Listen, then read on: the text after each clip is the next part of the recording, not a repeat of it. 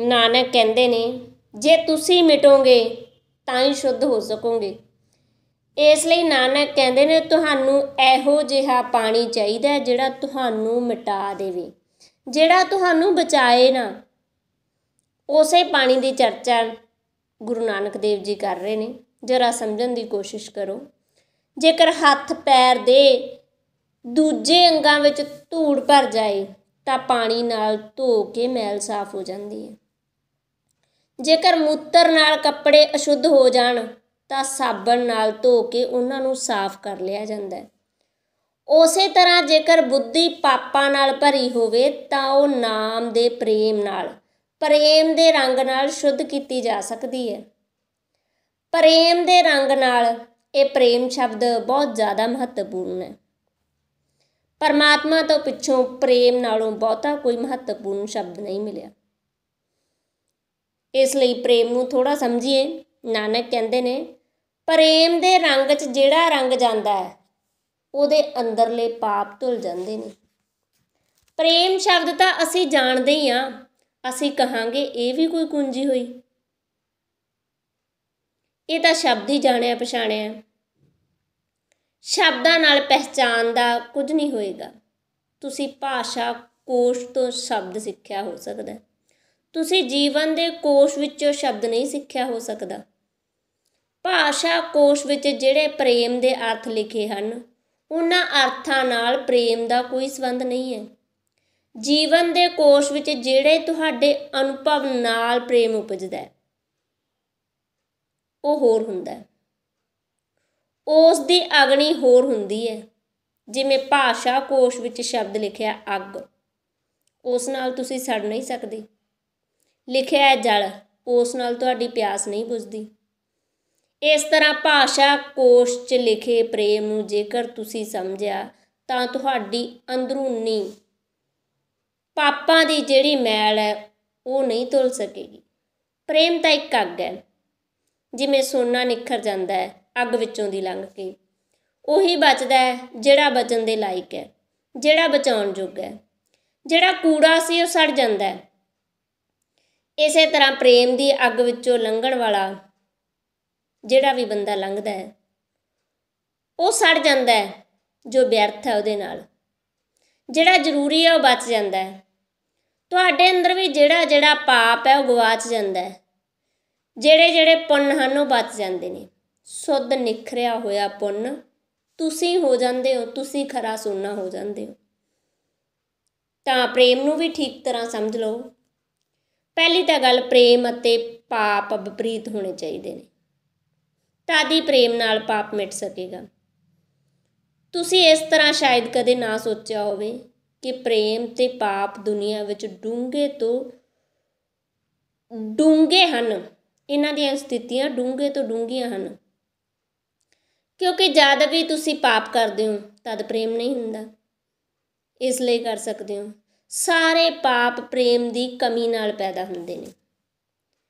ਜੇਕਰ ਪ੍ਰੇਮ ਹੋਵੇ ਤਾਂ ਪਾਪ ਸੰਭਵ ਨਹੀਂ ਹੁੰਦਾ। ਇਸ ਲਈ ਤਾਂ ਮਹਾਵੀਰ ਕਹਿੰਦੇ ਨੇ ਅਹਿੰਸਾ।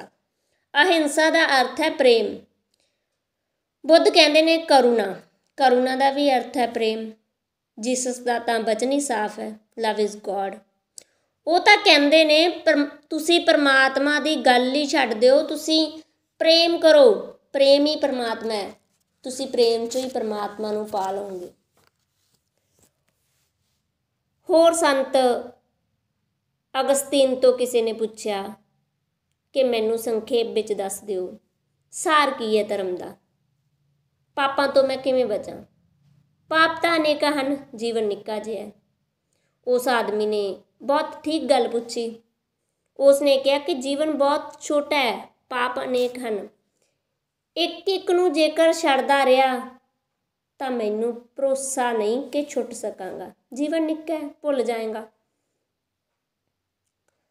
ਤਾਂ ਮੈਨੂੰ ਕੋਈ ਕੁੰਜੀ ਅਜਿਹੀ ਦਿਓ ਜੋ ਇੱਕੋ ਨਾਲ ਹੀ ਸਭ ਕੁਝ ਖੁੱਲ੍ਹ ਜਾਏ। ਤਾਂ ਸੰਤ ਅਗਸਤੀਨ ਨੇ ਕਿਹਾ, ਫਿਰ ਜੇਕਰ ਕੋਈ ਇੱਕੋ ਹੀ ਕੁੰਜੀ ਚਾਹੀਦੀ ਹੈ ਤਾਂ ਉਹ ਪ੍ਰੇਮ ਦੀ ਕੁੰਜੀ ਹੈ। ਤੁਸੀਂ ਪ੍ਰੇਮ ਕਰੋ, ਬਾਕੀ ਸਭ ਦੀ ਚਿੰਤਾ ਛੱਡ ਦਿਓ, ਕਿਉਂਕਿ ਜਿਸ ਨੇ ਪ੍ਰੇਮ ਕੀਤਾ ਉਸ ਕੋਲੋਂ ਪਾਪ ਨਹੀਂ ਹੋ ਸਕੇਗਾ। ਇਸੇ ਲਈ ਇਸ ਨੂੰ ਮਾਸਟਰ ਕੀ ਕਿਹਾ ਜਾਂਦਾ ਹੈ। ਸਾਰੇ ਜਿੰਦੇ ਇਸੇ ਨਾਲ ਖੁੱਲ੍ਹ ਜਾਂਦੇ ਨੇ। ਤੁਸੀਂ ਚੋਰੀ ਕਰ ਸਕਦੇ ਹੋ, ਕਿਉਂਕਿ ਤੁਸੀਂ ਜਿਸ ਦੀ ਚੋਰੀ ਕਰ ਰਹੇ ਹੋ ਉਸ ਦੇ ਲਈ ਤੁਹਾਡੇ ਮਨ 'ਚ ਕੋਈ ਪ੍ਰੇਮ ਨਹੀਂ। ਤੁਸੀਂ ਕਿਸੇ ਦੀ ਹੱਤਿਆ ਕਰ ਸਕਦੇ ਹੋ, ਕਿਉਂਕਿ ਜਿਸ ਦੀ ਤੁਸੀਂ ਹੱਤਿਆ ਕਰ ਰਹੇ ਹੋ ਉਸ ਦੇ ਲਈ ਤੁਹਾਡੇ ਮਨ 'ਚ ਕੋਈ ਪ੍ਰੇਮ ਨਹੀਂ। ਤੁਸੀਂ ਧੋਖਾ ਦੇ ਸਕਦੇ ਹੋ, ਬੇਈਮਾਨੀ ਕਰ ਸਕਦੇ ਹੋ, ਸਿਰਫ ਇਸ ਲਈ ਕਿ ਤੁਹਾਡੇ ਅੰਦਰ ਪ੍ਰੇਮ ਦੀ ਕਮੀ ਹੈ। ਸਾਰੇ ਪਾਪ ਪ੍ਰੇਮ ਦੀ ਗੈਰ ਮੌਜੂਦਗੀ 'ਚ ਪੈਦਾ ਹੁੰਦੇ ਨੇ। ਜਿਵੇਂ ਪ੍ਰਕਾਸ਼ ਨਾ ਹੋਵੇ ਤਾਂ ਹਨੇਰਾ ਘਰ ਵਿੱਚ ਚੋਰ ਲੁਟੇਰਾ ਸੱਪ ਬੱਛੂ ਸਾਰਾ ਕੁਝ ਆਉਣਾ ਸ਼ੁਰੂ ਹੋ ਜਾਂਦਾ। ਮੱਕੜੀਆਂ ਜਾਲੇ ਬੁਣ ਲੈਂਦੀਆਂ ਨੇ, ਸੱਪ ਆਪਣੇ ਘਰ ਬਣਾ ਲੈਂਦੇ ਨੇ, ਚਮਗਿੱਦੜ ਆਪਣਾ ਨਿਵਾਸ ਕਰ ਲੈਂਦੇ ਨੇ। ਰੌਸ਼ਨੀ ਆ ਜਾਏ, ਲਾਈਟ ਆ ਜਾਏ, ਸਾਰੇ ਹੌਲੀ ਹੌਲੀ ਵਿਦਾ ਹੋਣ ਲੱਗਦੇ ਨੇ।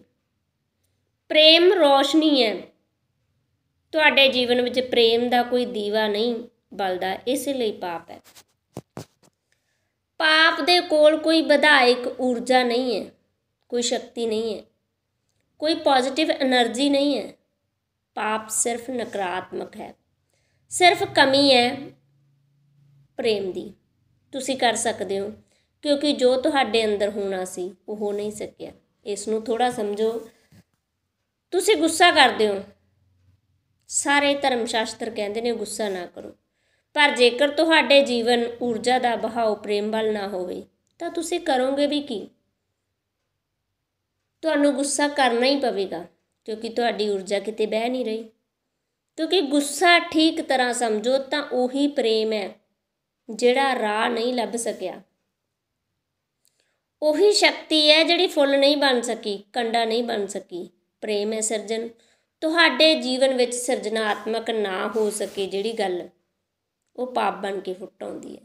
ਤਾਂ ਤੁਸੀਂ ਪਾਉਂਦੇ ਹੋਗੇ ਕਿ ਜਿਹੜੀ ਸ਼ਕਤੀ ਕਿਸੇ ਕੰਮ ਆ ਸਕਦੀ ਸੀ ਉਹ ਬਰਬਾਦ ਹੋ ਕੇ ਪਾਪ ਬਣ ਕੇ ਨਿਕਲ ਗਈ। ਤੁਹਾਡੇ ਸੰਤਾਂ 'ਚ ਅਤੇ ਸ਼ੈਤਾਨਾਂ ਵਿੱਚ ਜਿਹੜਾ ਫਰਕ ਹੈ ਉਹ ਇੰਨਾ ਹੀ ਹੈ ਕਿ ਇੱਕ ਦੀ ਜੀਵਨ ਦੀ ਊਰਜਾ ਬਰਬਾਦੀ ਬਣ ਗਈ, ਇੱਕ ਦੀ ਜੀਵਨ ਦੀ ਊਰਜਾ ਸਿਰਜਣਾ ਬਣ ਗਈ। ਜਿਹੜਾ ਵੀ ਆਦਮੀ ਸਿਰਜਣਾ ਕਰ ਸਕਦਾ ਹੈ ਉਹ ਸ਼ੈਤਾਨ ਨਹੀਂ ਹੋ ਸਕਦਾ। ਜਿਹੜਾ ਵੀ ਆਦਮੀ ਸਿਰਜਣਾ ਨਹੀਂ ਕਰ ਸਕਦਾ ਉਹ ਲੱਖ ਆਪਣੇ ਆਪ ਨੂੰ ਸਮਝਾਏ ਕਿ ਸੰਤ ਹੈ, ਉਹ ਸੰਤ ਨਹੀਂ ਹੋ ਸਕਦਾ। ਉਹ ਲੱਖ ਆਪਣੇ ਆਪ ਨੂੰ ਸਮਝਾਏ ਪਰ ਸ਼ਕਤੀ ਦਾ ਕੀ ਹੋਏਗਾ? ਜੀਵਨ ਸ਼ਕਤੀ ਹੈ, ਉਸ ਸ਼ਕਤੀ ਦਾ ਤੁਸੀਂ ਕੀ ਕਰੋਗੇ? ਕੁਝ ਹੋਣਾ ਚਾਹੀਦਾ ਹੈ ਸ਼ਕਤੀ ਦਾ। ਜੇਕਰ ਤੁਸੀਂ ਪ੍ਰੇਮ ਕਰ ਸਕੋ ਤਾਂ ਤੁਸੀਂ ਉਸੇ ਸ਼ਕਤੀ ਲਈ ਨਵੀਆਂ ਨਹਿਰਾਂ ਖੋਦ ਲਈਆਂ। ਜੇਕਰ ਤੁਹਾਡੇ ਜੀਵਨ 'ਚ ਕਿਤੇ ਪ੍ਰੇਮ ਨਾ ਹੋਵੇ ਤਾਂ ਤੁਹਾਡੀ ਜੀਵਨ ਸ਼ਕਤੀ ਕੀ ਬਣੇਗੀ? ਤੋੜ ਭੰਨ ਕਰੇਗੀ, ਕੁਝ ਨਾ ਕੁਝ ਮਿਟਾਏਗੀ। ਜੇਕਰ ਤੁਸੀਂ ਬਣਾਉਣ ਵਿੱਚ ਨਾ ਲਾ ਸਕੇ ਤਾਂ ਮਿਟਾਉਣ 'ਚ ਲਾਉਂਦੇ ਹੋ। ਪੁੰਨ ਜੀਵਨ ਊਰਜਾ ਦੀ ਵਿਧਾਇਕ ਸਥਿਤੀ ਹੈ, ਪਾਪ ਨਕਾਰਾਤਮਕ। ਪਾਪ ਨੂੰ ਸਿੱਧਾ ਸੰਘਰਸ਼ ਕਰਨ ਦੀ ਕੋਈ ਜ਼ਰੂਰਤ ਨਹੀਂ ਪੈਂਦੀ। ਮੇਰੇ ਕੋਲ ਲੋਕ ਆਉਂਦੇ ਨੇ, ਕਹਿੰਦੇ ਨੇ ਗੁੱਸਾ ਬਹੁਤ ਹੈ, ਕੀ ਕਰੀਏ, ਕੋਈ ਇਲਾਜ ਦੱਸੋ। ਤਾਂ ਮੈਂ ਉਹਨਾਂ ਨੂੰ ਕਹਿੰਦਾ ਗੁੱਸੇ ਦਾ ਤਾਂ ਤੁਸੀਂ ਵਿਚਾਰ ਹੀ ਨਾ ਕਰੋ, ਛੱਡੋ ਗੱਲ ਗੁੱਸੇ ਦੀ। ਕਿਉਂਕਿ ਤੁਸੀਂ ਜਿੰਨਾ ਵਿਚਾਰ ਕਰੋਗੇ ਗੁੱਸੇ ਦਾ, ਗੁੱਸੇ ਨੂੰ ਉਨੀ ਸ਼ਕਤੀ ਮਿਲਦੀ ਹੈ। ਜਿਸ ਚੀਜ਼ ਦਾ ਅਸੀਂ ਵਿਚਾਰ ਕਰਦੇ ਹਾਂ ਸ਼ਕਤੀ ਉਸੇ ਪਲ ਵਗਣੀ ਸ਼ੁਰੂ ਹੋ ਜਾਂਦੀ ਹੈ। ਸ਼ਕਤੀ ਦੇ ਵਗਣ ਦਾ ਢੰਗ ਵਿਚਾਰ ਹੈ। ਵਿਚਾਰ ਨਹਿਰ ਦੀ ਤਰ੍ਹਾਂ ਹੈ। ਤੁਸੀਂ ਜਿਸ ਪਾਸੇ ਧਿਆਨ ਦਿੰਦੇ ਹੋ ਉਸੇ ਪਾਸੇ ਤੁਹਾਡਾ ਜੀਵਨ ਵਗਣ ਲੱਗਦਾ। ਜਿਵੇਂ ਅਸੀਂ ਇੱਕ ਤਲਾਅ ਦੇ ਕੋਲ ਨਹਿਰ ਖੋਦ ਦਿੱਤੀ, ਉਸ ਨਹਿਰ ਰਾਹੀਂ ਤਲਾਅ ਦਾ ਪਾਣੀ ਅਸੀਂ ਖੇਤ ਵਿੱਚ ਜਾਣ ਲਗਾ ਦਿੱਤਾ। ਉਸੇ ਤਰ੍ਹਾਂ ਜੀਵਨ ਦੀ ਊਰਜਾ ਵੀ ਵਹਿੰਦੀ ਰਹਿੰਦੀ ਹੈ। ਜੀਵਨ ਦੀ ਜਿਹੜੀ ਊਰਜਾ ਹੈ, ਧਿਆਨ ਉਸੇ ਲਈ ਨਹਿਰ ਹੈ। ਤੁਸੀਂ ਜਿਸ ਪਾਸੇ ਧਿਆਨ ਦਿੰਦੇ ਹੋ ਉਸੇ ਪਾਸੇ ਜੀਵਨ ਦੀ ਧਾਰ ਵਗਣ ਲੱਗਦੀ ਹੈ। ਗਲਤ ਧਿਆਨ ਹੋਇਆ ਗਲਤ ਪਾਸੇ ਵਗਣ ਲੱਗੇਗੀ, ਸਹੀ ਧਿਆਨ ਹੋਇਆ ਸਹੀ ਪਾਸੇ ਵਗਣ ਲੱਗੇਗੀ। ਪ੍ਰੇਮ ਠੀਕ ਧਿਆਨ ਦਾ ਨਾਂ ਹੈ। ਨਾਨਕ ਕਹਿੰਦੇ ਨੇ ਜਿਸ ਦਿਨ ਤੁਹਾਡੇ ਪ੍ਰੇਮ ਪਰਮਾਤਮਾ ਦੇ ਨਾਂ ਵੱਲ ਵਗੇਗਾ, ਰੰਗਾ ਰੰਗ ਹੋ ਗਏ ਤੁਸੀਂ, ਫਿਰ ਧੋਤੇ ਗਏ ਤੁਸੀਂ, ਫਿਰ ਅਤੀਤ ਦੇ ਪਾਪ ਤੋਂ ਛੁੱਟ ਗਏ ਤੁਸੀਂ। ਭਵਿੱਖ ਦੀਆਂ ਸੰਭਾਵਨਾਵਾਂ ਤੋਂ ਵੀ ਧੋਤੇ ਗਏ ਤੁਸੀਂ। ਉਸ ਤੋਂ ਪਹਿਲਾਂ ਕਿ ਤੁਸੀਂ ਗੰਦੇ ਹੋਵੋ, ਧੁਲੇ ਹੋਏ ਹੋਵੋਗੇ, ਧੁਲੇ ਹੋਏ ਰਹੋਗੇ। ਤੁਸੀਂ ਉਸੇ ਵੇਲੇ ਨਹਾਤੇ ਧੋਤੇ ਹੋ ਜਾਓਗੇ ਜਿਸ ਵੇਲੇ ਪ੍ਰੇਮ ਕਰਨਾ ਸ਼ੁਰੂ ਕਰ ਦਿਓਗੇ। ਤੁਸੀਂ ਹਰ ਪਲ ਹੀ ਨਹਾਤੇ ਧੋਤੇ ਹੋਵੋਗੇ ਜੇ ਪ੍ਰੇਮ ਕਰੋਗੇ। ਇਸ ਲਈ ਜਦ ਤੁਸੀਂ ਕਦੇ ਕਿਸੇ ਗਿਆਨੀ ਦੇ ਕੋਲ ਜਾਓਗੇ ਤਾਂ ਤੁਹਾਨੂੰ ਇੱਕ ਤਾਜ਼ਾ ਇਸ਼ਨਾਨ ਮਹਿਸੂਸ ਹੋਏਗਾ, ਜਿਵੇਂ ਉਹ ਹਰ ਘੜੀ ਨਹਾਤਾ ਧੋਤਾ ਹੋਵੇ, ਜਿਵੇਂ ਹੁਣੇ ਹੁਣੇ ਨਹਾ ਕੇ ਨਿਕਲਿਆ ਹੋਵੇ। ਇੱਕ ਤਾਜ਼ਗੀ ਜਿਹੜੀ ਸਵੇਰ ਦੀ ਤਰੇਲ ਦੇ ਕੋਲ ਮਹਿਸੂਸ ਹੁੰਦੀ ਹੈ, ਤੁਹਾਨੂੰ ਉਹ ਸੰਤ ਦੇ ਕੋਲ ਮਹਿਸੂਸ ਹੋਏਗੀ। ਉਸ ਦਾ ਕਾਰਨ ਕੇਵਲ ਇੰਨਾ ਹੈ ਕਿ ਧੂੜ ਇਕੱਠੀ ਨਹੀਂ ਹੋਈ। ਪ੍ਰੇਮ ਦੀ ਕਮੀ ਵਿੱਚ ਧੂੜ ਇਕੱਠੀ ਹੁੰਦੀ ਹੈ। ਪ੍ਰੇਮ ਉਸੇ ਚੀਜ਼ ਨੂੰ ਧੋ ਦਿੰਦਾ। ਪ੍ਰੇਮ ਦੇ ਸੰਬੰਧ ਵਿੱਚ ਪਹਿਲੀ ਗੱਲ ਕਿ ਤੁਹਾਡੀ ਜੀਵਨ ਊਰਜਾ ਬਰਬਾਦੀ ਨਾ ਬਣੇ, ਕਿਉਂਕਿ ਬਰਬਾਦੀ ਹੀ ਪਾਪ ਹੈ। ਪਾਪ ਕੀ ਹੈ? ਜਦ ਤੁਸੀਂ ਕੁਝ ਤੋੜਦੇ ਹੋ, ਭਵਿੱਖ ਵਿੱਚ ਕੁਝ ਬਣਾਉਣ ਦਾ ਖਿਆਲ ਨਾਲ ਨਹੀਂ, ਸਿਰਫ ਤੋੜਨ ਦੇ ਨਾਲ ਰਸ ਲੈ ਰਹੇ ਹੋ, ਉਹਨੂੰ ਪਾਪ ਕਿਹਾ ਜਾਂਦਾ। ਕਿਉਂਕਿ ਤੋੜਨਾ ਦੋ ਤਰ੍ਹਾਂ ਦਾ ਹੋ ਸਕਦਾ ਹੈ। ਇੱਕ ਆਦਮੀ ਮਕਾਨ ਢਾਉਂਦਾ ਹੈ ਅਤੇ ਨਵਾਂ ਬਣਾਉਂਦਾ, ਉਹ ਤੋੜਨਾ ਨਹੀਂ ਹੈ, ਉਹ ਵੀ ਬਣਾਉਣ ਦਾ ਹਿੱਸਾ ਹੈ। ਜਦ ਤੁਸੀਂ ਕੁਝ ਤੋੜਦੇ ਹੋ ਸਿਰਫ ਤੋੜਨ ਦੇ ਲਈ, ਤਦ ਉਹ ਪਾਪ ਬਣ ਜਾਂਦਾ। ਸਮਝੋ, ਤੁਹਾਡਾ ਇੱਕ ਨਿੱਕਾ ਮੁੰਡਾ ਹੈ, ਤੁਸੀਂ ਉਸ ਦੇ ਥੱਪੜ ਮਾਰਦੇ ਹੋ, ਪਰ ਉਹ ਥੱਪੜ ਪਾਪ ਨਹੀਂ ਹੈ। ਜੇਕਰ ਉਹ ਪ੍ਰੇਮ ਨਾਲ ਮਾਰਿਆ ਗਿਆ ਹੈ ਤਾਂ ਸਿਰਜਣਾਤਮਕ ਹੈ। ਜੇ ਉਸ ਬੱਚੇ ਨੂੰ ਮਿਟਾਉਣ ਦੀ ਕੋਸ਼ਿਸ਼ ਕੀਤੀ ਹੈ ਤਾਂ ਪਾਪ ਹੈ। ਤੁਸੀਂ ਥੱਪੜ ਮਾਰਦੇ ਹੋ ਬੱਚੇ ਨੂੰ ਮਿਟਾਉਣ ਲਈ ਨਹੀਂ, ਬੱਚੇ ਨੂੰ ਬਣਾਉਣ ਲਈ, ਇਸ ਲਈ ਉਹ ਪਾਪ ਨਹੀਂ। ਤੁਸੀਂ ਮਾਰੇ ਹੀ ਇਸ ਲਈ ਹੈ ਕਿ ਤੁਸੀਂ ਉਸ ਨੂੰ ਪਿਆਰ ਕਰਦੇ ਹੋ। ਪਿਆਰ ਨਾ ਕਰਦੇ ਹੋਵੋ, ਤੁਸੀਂ ਫਿਕਰ ਕਿਉਂ ਕਰੋਗੇ? ਤੁਸੀਂ ਸੋਚੋਗੇ ਚੁੱਲ੍ਹੇ 'ਚ ਜਾਵੇ, ਜੋ ਕਰਨਾ ਕਰੇ, ਠੀਕ ਹੈ, ਜਿੱਥੇ ਜਾਣਾ ਹੋਵੇ ਜਾਵੇ, ਜੋ ਕਰਨਾ ਚਾਹੁੰਦਾ ਹੈ ਕਰੇ। ਇੱਕ ਉਦਾਸੀ ਹੁੰਦੀ ਹੈ, ਪਰ ਤੁਸੀਂ ਪ੍ਰੇਮ ਪੂਰਨ ਹੁੰਦੇ ਹੋ, ਇਸ ਲਈ ਬੱਚੇ ਨੂੰ ਹਰ ਕਿਤੇ ਤੁਸੀਂ ਜਾਣ ਨਹੀਂ ਦਿੰਦੇ। ਉਹ ਅੱਗ ਵਿੱਚ ਡਿੱਗਣਾ ਚਾਹੇ ਤਾਂ ਡਿੱਗਣ ਨਹੀਂ ਦਿੰਦੇ, ਤੁਸੀਂ ਉਸ ਨੂੰ ਰੋਕੋਗੇ। ਤੁਸੀਂ ਉਸ ਨੂੰ ਮਾਰ ਵੀ ਸਕਦੇ ਹੋ, ਪਰ ਉਸ ਮਾਰਨ ਵਿੱਚ ਤੁਹਾਡਾ ਪਾਪ ਨਹੀਂ ਹੁੰਦਾ। ਉਸ ਮਾਰਨ ਵਿੱਚ ਪੁੰਨ ਹੈ, ਕਿਉਂਕਿ ਸਿਰਜਣ ਹੋ ਰਿਹਾ, ਕੁਛ ਬਣ ਰਿਹਾ। ਤੁਸੀਂ ਕੁਝ ਬਣਾਉਣਾ ਚਾਹ ਰਹੇ ਹੋ, ਪਰ ਤੁਸੀਂ ਇੱਕ ਦੁਸ਼ਮਣ ਨੂੰ ਮਾਰਦੇ ਹੋ ਜਦ, ਉਹ ਥੱਪੜ ਪਾਪ ਹੁੰਦਾ। ਥੱਪੜ ਉਹੀ ਹੁੰਦਾ, ਹੱਥ ਉਹੀ ਹੁੰਦਾ, ਸ਼ਕਤੀ ਉਹੀ ਹੁੰਦਾ, ਪਰ ਤੁਸੀਂ ਜਦ ਦੁਸ਼ਮਣੀ ਦੇ ਭਾਵ ਨਾਲ ਮਾਰਦੇ ਹੋ ਤਾਂ ਤੁਸੀਂ ਕੁਝ ਬਣਾਉਣ ਲਈ ਨਹੀਂ ਮਾਰਦੇ, ਕੁਝ ਮਿਟਾਉਣ ਲਈ ਮਾਰਦੇ ਹੋ, ਤਾਂ ਉਹ ਪਾਪ ਹੋ ਗਿਆ। ਕ੍ਰਿਤਿਆ ਪਾਪ ਨਹੀਂ ਹੁੰਦਾ। ਤੁਹਾਡੇ ਅੰਦਰ ਦੀ ਦ੍ਰਿਸ਼ਟੀ ਜੇਕਰ ਰਚਨਾਤਮਕ ਹੈ ਤਾਂ ਕੋਈ ਕਰਮ ਪਾਪ ਨਹੀਂ ਹੈ। ਜੇਕਰ ਤੁਹਾਡੀ ਦ੍ਰਿਸ਼ਟੀ ਬਰਬਾਦੀ ਕਰਨ ਵਾਲੀ ਹੈ ਤਾਂ ਸਾਰੇ ਕ੍ਰਿਤਿਆ ਪਾਪ ਹਨ। ਇੱਕ ਸੂਫੀ ਕਹਾਣੀ ਹੈ। ਇੱਕ ਪਿੰਡ ਵਿੱਚ ਇੱਕ ਸੂਫੀ ਆਇਆ। ਉਸ ਨੇ ਕਿਸੇ ਯਾਤਰਾ 'ਤੇ ਜਾਣਾ ਸੀ। ਪਹਾੜਾਂ ਵਿੱਚ ਲੁਕਿਆ ਹੋਇਆ ਇੱਕ ਨਿੱਕਾ ਜਿਹਾ ਮੰਦਰ ਸੀ, ਜਿਹਦੀ ਉਹ ਭਾਲ ਕਰ ਰਿਹਾ ਸੀ। ਉਸ ਸੂਫੀ ਫਕੀਰ ਨੇ ਇੱਕ ਚਾਹ ਦੀ ਦੁਕਾਨ ਦੇ ਸਾਹਮਣੇ ਜਾ ਕੇ ਪਿੰਡ ਦੇ ਲੋਕਾਂ ਨੂੰ ਪੁੱਛਿਆ ਕਿ ਇਸ ਪਿੰਡ ਵਿੱਚ ਸਭ ਤੋਂ ਸੱਚਾ ਆਦਮੀ ਕਿਹੜਾ ਹੈ ਅਤੇ ਸਭ ਤੋਂ ਝੂਠਾ ਆਦਮੀ ਕਿਹੜਾ ਹੈ। ਪਿੰਡ ਦੇ ਲੋਕਾਂ ਨੇ ਦੱਸ ਦਿੱਤਾ। ਛੋਟੇ ਪਿੰਡ ਵਿੱਚ ਸਾਰਿਆਂ ਨੂੰ, ਹਰ ਕਿਸੇ ਦਾ ਪਤਾ ਹੁੰਦਾ ਹੈ ਸਭ ਤੋਂ ਝੂਠਾ ਆਦਮੀ ਕਿਹੜਾ ਹੈ ਜਾਂ ਸਭ ਤੋਂ ਸੱਚਾ ਆਦਮੀ ਕਿਹੜਾ ਹੈ।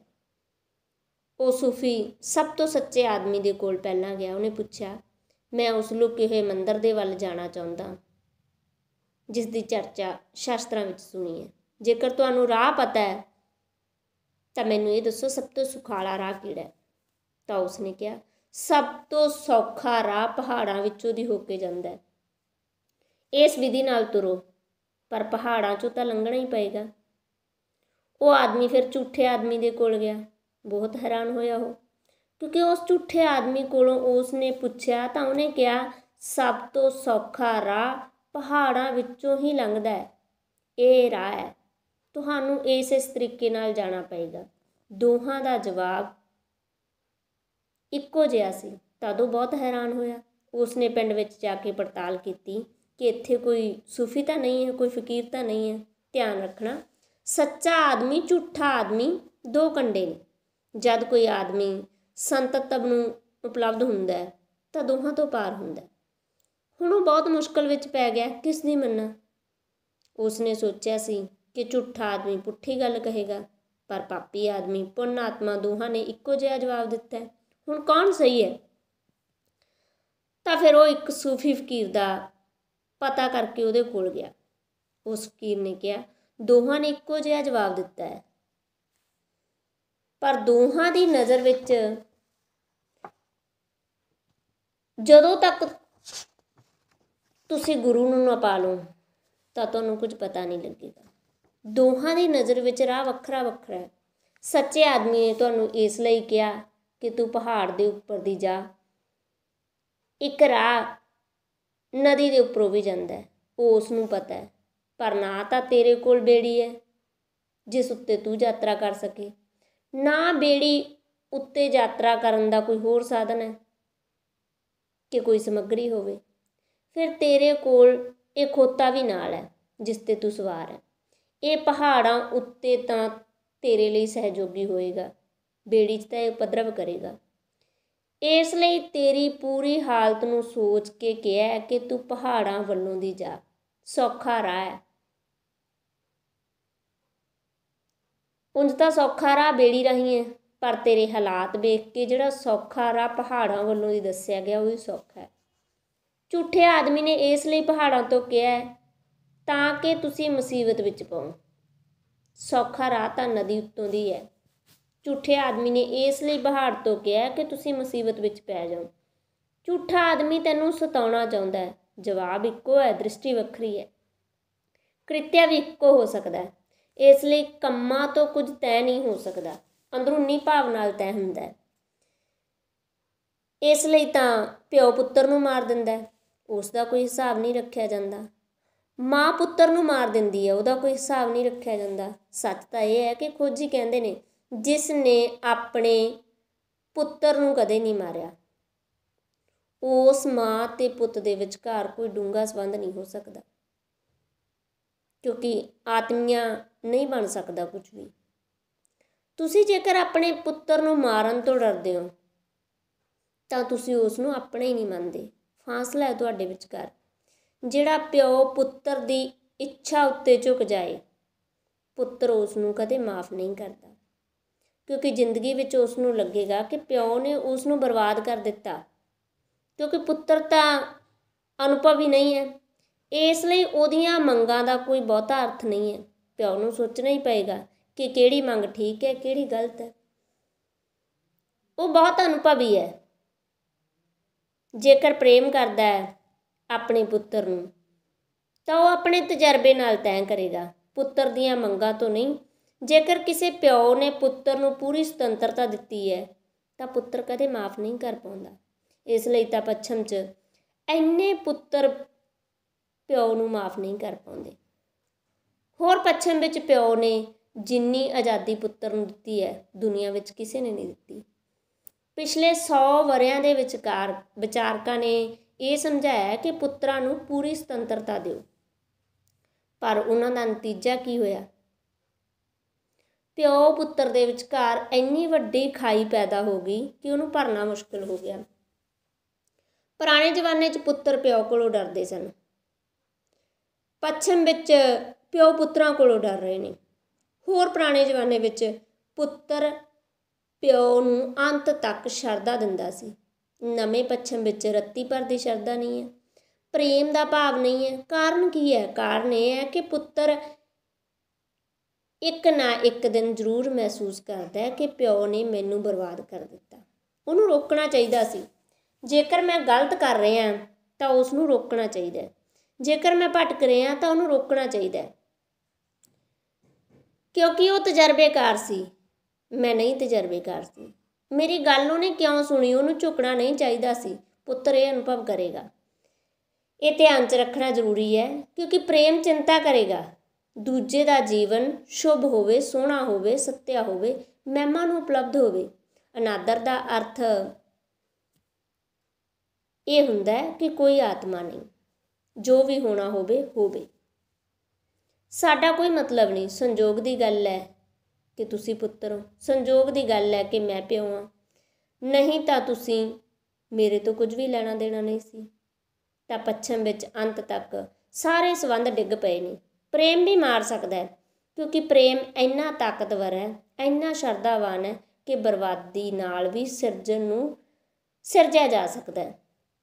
ਪਰ ਇੱਕ ਗੱਲ ਧਿਆਨ 'ਚ ਰੱਖਣੀ ਜ਼ਰੂਰੀ ਹੈ, ਸਿਰਜਣ ਹਮੇਸ਼ਾ ਲਕਸ਼ ਹੋਏਗਾ, ਬਰਬਾਦੀ ਜੇਕਰ ਜ਼ਰੂਰੀ ਹੈ ਤਾਂ ਹਮੇਸ਼ਾ ਵਿਧੀ ਹੋਏਗੀ। ਗੁਰੂ ਦਾ ਸ਼ਿਸ਼ ਨੂੰ ਬਿਲਕੁਲ ਹੀ ਮਾਰਦਾ ਹੈ, ਮਾਰ ਹੀ ਸੁੱਟਦਾ ਹੈ। ਕੋਈ ਪਿਓ ਇੰਨਾ ਨਹੀਂ ਮਾਰ ਸਕਦਾ, ਕਿਉਂਕਿ ਪਿਓ ਦੀਆਂ ਸੱਟਾਂ ਤਾਂ ਉੱਪਰ ਉੱਪਰ ਹੋਣਗੀਆਂ, ਸਰੀਰ 'ਤੇ ਹੋਣਗੀਆਂ। ਜਿਵੇਂ ਪਾਣੀ ਸਰੀਰ ਦੀ ਮੈਲ ਧੋਂਦਾ ਹੈ, ਤਿਵੇਂ ਪਿਓ ਸਰੀਰ ਨੂੰ, ਜੀਵਨ ਨੂੰ ਠੀਕ ਕਰੇਗਾ। ਉਹਦੀ ਸੱਟ ਉੱਪਰ ਉੱਪਰ ਹੋਏਗੀ। ਗੁਰੂ ਤਾਂ ਅੰਦਰ ਮਾਰੇਗਾ, ਡੂੰਘੀ ਸੱਟ ਮਾਰੇਗਾ, ਜਿੱਥੋਂ ਤੱਕ ਤੁਹਾਨੂੰ ਪਾਏਗਾ ਉੱਥੋਂ ਤੱਕ ਹੀ ਬਿੰਨੇਗਾ, ਤੁਹਾਡੇ ਹੰਕਾਰ ਨੂੰ ਗਾਲ ਕੇ ਰੱਖ ਦੇਗਾ। ਜਦੋਂ ਤੱਕ ਤੁਸੀਂ ਅਜਿਹਾ ਗੁਰੂ ਨਾ ਪਾ ਲਓ, ਤਦ ਤੱਕ ਸਮਝਣਾ ਜਿਸ ਨੂੰ ਤੁਸੀਂ ਪਾ ਲਿਆ ਉਸ ਨੂੰ ਤੁਸੀਂ ਮਾਫ਼ ਨਹੀਂ ਕਰ ਸਕੋਗੇ। ਅੱਜ ਨਹੀਂ ਗੱਲ ਤੁਸੀਂ ਪਾਓਗੇ ਕਿ ਉਸ ਨੇ ਤੁਹਾਡਾ ਜੀਵਨ, ਤੁਹਾਡਾ ਵਕਤ ਨਸ਼ਟ ਕਰ ਦਿੱਤਾ ਹੈ। ਪ੍ਰੇਮ ਦਾ ਲਕਸ਼ ਹੈ ਸਿਰਜਣ। ਇੱਕ ਗੱਲ, ਜਦ ਤੁਸੀਂ ਸਿਰਜਣਾਤਮਕ ਹੁੰਦੇ ਹੋ, ਜੀਵਨ ਸੰਬੰਧਾਂ ਵਿੱਚ ਤੁਸੀਂ ਪਾਪ ਨਹੀਂ ਕਰ ਸਕਦੇ। ਜਦ ਮੈਂ ਪ੍ਰੇਮ ਕਰਦਾ ਤਾਂ ਪਾਪ ਕਿਵੇਂ ਸੰਭਵ ਹੈ? ਪ੍ਰੇਮ ਹੌਲੀ ਹੌਲੀ ਫਲਦਾ ਜਾਏਗਾ ਤਾਂ ਤੁਸੀਂ ਪਾਓਗੇ ਮੈਂ ਹੀ ਹਾਂ ਸਾਰਿਆਂ ਦੇ ਅੰਦਰ ਲੁਕਿਆ ਹੋਇਆ। ਕਿਸ ਦੀ ਚੋਰੀ ਕਰਾਂ, ਕਿਸ ਨੂੰ ਧੋਖਾ ਦੇਵਾਂ, ਕਿਹਦੀ ਜੇਬ ਕੱਟਾਂ? ਕਿਉਂਕਿ ਜਿੰਨਾ ਤੁਹਾਡੇ ਅੰਦਰ ਪ੍ਰੇਮ ਵਧੇਗਾ, ਓਨਾ ਤੁਸੀਂ ਪਾਓਗੇ ਕਿ ਇਹ ਸਾਰੀਆਂ ਜੇਬਾਂ ਆਪਣੀਆਂ ਹੀ ਹਨ। ਇੱਧਰ ਜੇ ਮੈਂ ਕਿਸੇ ਨੂੰ ਨੁਕਸਾਨ ਪਹੁੰਚਾਉਂਦਾ ਤਾਂ ਉਹ ਅਖੀਰ ਮੈਨੂੰ ਹੀ ਪੁੱਜ ਜਾਂਦਾ ਹੈ। ਜੀਵਨ ਇੱਕ ਗੂੰਜ ਹੈ। ਪ੍ਰੇਮ ਕਰਨ ਵਾਲੇ ਨੂੰ ਪਤਾ ਲੱਗਦਾ ਹੈ ਕਿ ਜੀਵਨ ਇੱਕ ਗੂੰਜ ਹੈ। ਤੁਸੀਂ ਜੋ ਕਰਦੇ ਹੋ ਉਹ ਤੁਹਾਡੇ ਉੱਤੇ ਹੀ ਵੱਧ ਜਾਂਦਾ ਹੈ। ਜਿੰਨਾ ਤੁਹਾਡਾ ਪ੍ਰੇਮ ਵੱਧਦਾ ਹੈ, ਓਨਾ ਹੀ ਤੁਹਾਨੂੰ ਇਹ ਸਾਫ਼ ਹੋਣ ਲੱਗਦਾ ਹੈ ਕਿ ਇੱਥੇ ਪਰਾਇਆ ਕੋਈ ਨਹੀਂ। ਜਿਸ ਆਦਮੀ ਨਾਲ ਤੁਹਾਡਾ ਪ੍ਰੇਮ ਹੋ ਜਾਂਦਾ ਹੈ, ਉਹਦੇ ਨਾਲ ਪਰਾਇਆਪਨ ਮਿਟ ਜਾਂਦਾ ਹੈ। ਤੁਸੀਂ ਆਪਣੀ ਪਤਨੀ ਨੂੰ ਦੁੱਖ ਨਹੀਂ ਦੇਣਾ ਚਾਹੋਗੇ, ਕਿਉਂਕਿ ਉਸ ਨੂੰ ਦਿੱਤਾ ਗਿਆ ਦੁੱਖ ਆਖਰਕਾਰ ਤੁਹਾਨੂੰ ਹੀ ਮਿਲਣਾ। ਕਿਉਂ? ਕਿਉਂਕਿ ਤੁਸੀਂ ਹੀ ਦੁਖੀ ਹੁੰਦੇ ਹੋ। ਉਹ ਦੁਖੀ ਹੁੰਦੀ ਹੈ ਤਾਂ ਤੁਸੀਂ ਨਾਲ ਦੁਖੀ ਹੁੰਦੇ ਹੋ। ਤੁਸੀਂ ਚਾਹੋਗੇ ਕਿ ਉਹ ਸੁਖੀ ਰਹੇ, ਕਿਉਂਕਿ ਉਹ ਜਿੰਨਾ ਸੁਖੀ ਹੁੰਦੀ ਹੈ ਓਨੀ ਤੁਹਾਡੇ ਸੁੱਖ ਦੀ ਸੰਭਾਵਨਾ ਵੱਧ ਜਾਂਦੀ ਹੈ।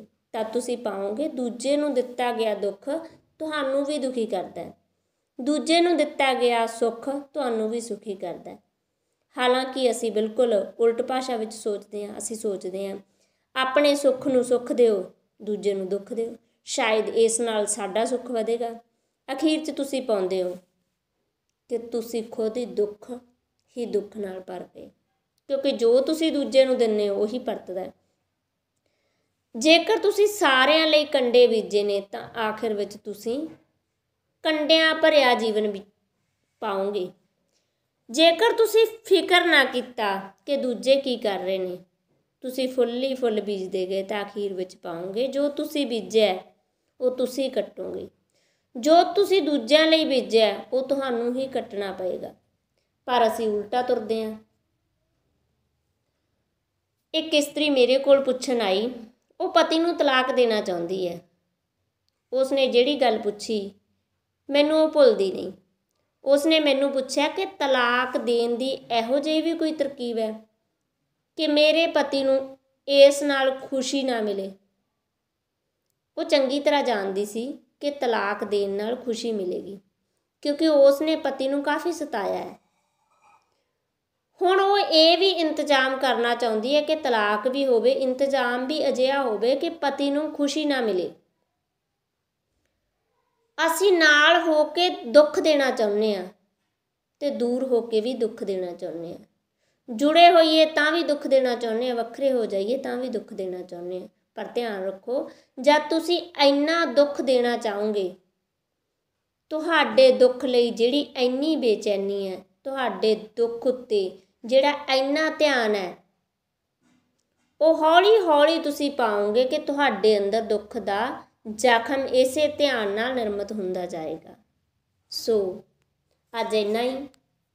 ਜੇਕਰ ਤੁਹਾਨੂੰ ਇਹ ਪ੍ਰਵਚਨ ਪਸੰਦ ਆ ਰਹੇ ਨੇ ਤਾਂ ਕਮੈਂਟ ਬਾਕਸ ਵਿੱਚ ਜ਼ਰੂਰ ਦੱਸਿਆ ਕਰੋ। ਸੁਣਦੇ ਕਾਫੀ ਲੋਕ ਨੇ ਪਰ ਕਮੈਂਟ ਕਿਸੇ ਦਾ ਇੱਕ ਦਾ ਹੀ ਆਉਂਦਾ ਹੁੰਦਾ ਮੇਰੇ ਕੋਲ, ਤਕਰੀਬਨ 1 ਜਾਂ 2 ਹੱਦ,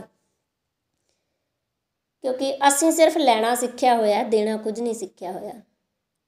ਕੁਦਰਤ ਦਾ ਅਰਥ ਹੁੰਦਾ ਹੈ ਦੇਣਾ, ਸਾਡਾ ਅਰਥ ਕੀ ਹੈ? ਲੈਣਾ। ਜਦ ਅਸੀਂ ਕੁਦਰਤ ਅਤੇ ਆਪਣੇ ਵਿਚਕਾਰ ਤਾਲਮੇਲ ਮਿਟਾ ਲਵਾਂਗੇ ਤਾਂ ਅਸੀਂ ਵੀ ਦੇਣਾ ਸਿੱਖ ਜਾਵਾਂਗੇ। ਜਦੋਂ ਅਸੀਂ ਦੇਣਾ ਸਿੱਖ ਗਏ, ਉਸ ਤੋਂ ਵੱਡੀ ਕੋਈ ਖੁਸ਼ੀ ਨਹੀਂ। ਲੈਂਦੇ ਅਸੀਂ ਹਾਂ, ਸਾਨੂੰ ਆਦਤ ਪਈ ਹੋਈ ਹੈ ਕਿਉਂਕਿ ਲੈਣ ਦੀ ਸ਼ੁਰੂ ਤੋਂ ਸਾਨੂੰ ਬਣਾਈ ਇਸ ਤਰ੍ਹਾਂ ਗਿਆ, ਕਿਉਂਕਿ ਸਾਨੂੰ ਜਦ ਅਸੀਂ ਪੈਦਾ ਹੁੰਦੇ ਹਾਂ ਉਦੋਂ ਹੀ ਸਾਨੂੰ ਪਹਿਲੀ ਵਾਰ ਦੁੱਧ ਦਿੱਤਾ ਜਾਂਦਾ, ਉਹ ਵੀ ਅਸੀਂ ਲੈਂਦੇ ਹਾਂ। ਸਾਨੂੰ ਪਿਆਰ ਦਿੱਤਾ ਜਾਂਦਾ, ਪ੍ਰੇਮ ਦਿੱਤਾ ਜਾਂਦਾ, ਉਹ ਵੀ ਅਸੀਂ ਲੈਂਦੇ ਹਾਂ।